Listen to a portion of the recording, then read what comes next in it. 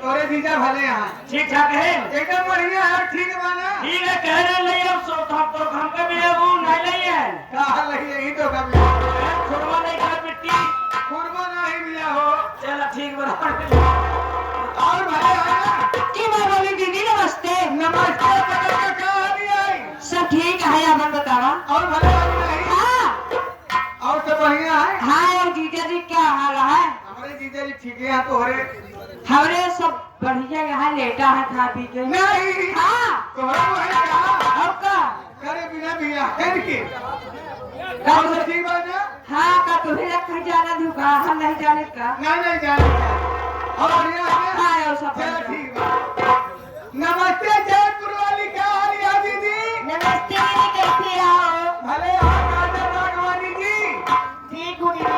क्या बढ़िया यहाँ से आई ठंडी लागत है इधर। ठंडी वाला महीने आज दिया क्या कर हाँ आज चला लाके दीदी ठंडी क्या है मार पिया ते हो गयो बाबा और गाड़ी 4 रुपए तकिए में हुई शादी हुए मंदिर में। अच्छा बिया है भी ठंडी नहीं लागे हाँ चलो ठीक बात दीदी नमस्ते।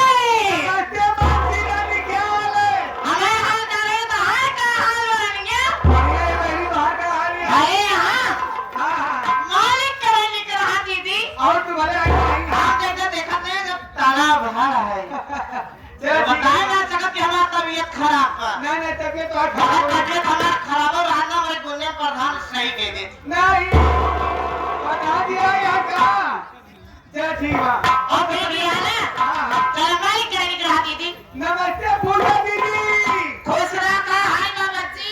ठीक बात बाहर का हाल है ये सब का मार ले लिपस्टिक बरो निश्चय थे कहां आप तैयारी के रही ना कहां आज जाते हैं राजेपुर में का है तो हम ही उपलक्ष में जा रहे हैं तेरे खाए तेरा हम की उपलक्ष्य में जा रही हूं जी जी तेरा हम ही वहां खाओगी हाँ हाँ पूरी उड़ी खाप सब्जी भी खूब खाने बढ़िया के बाद रात में कुछ है नौटंकी आई है इसकी प्रीति का संगीत पार्टी मालिक पंद्रहलाल पाल डांसर भेदभाव करा नाहर फाटक कहला रानी में प्रताप रहने वाले मास्टर हमारे कादिर अली जो कि दमदम प्रताप रहने वाले हैं और हमारे मैनेजर छोटू जोकर राजेश कुमार ये बांका दलापुर भगवान का बुलाए जाते रहने वाले हैं संचालक हमारे साबिर भाई जो कि भेदभाव करा के ही रहने वाले हैं अभी वाली पार्टी आई है वही नौटंकी पार्टी लेने जा रही हूँ अकेले नहीं 4 महीने साथ में चलेगी हाँ। मैं तो चलने के लिए रेडी हूँ रेडी हो?